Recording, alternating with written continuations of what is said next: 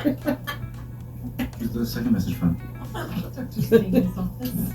I'm extremely fertile. You're extremely fertile. Oh my god. I told you there was nothing to worry about.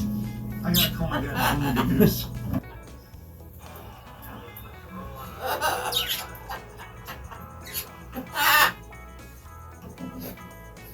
You're fertile. And that means I'm the problem.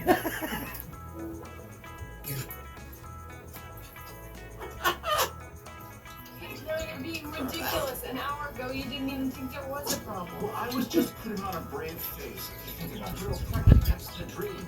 It was my firstborn to not be able to have children.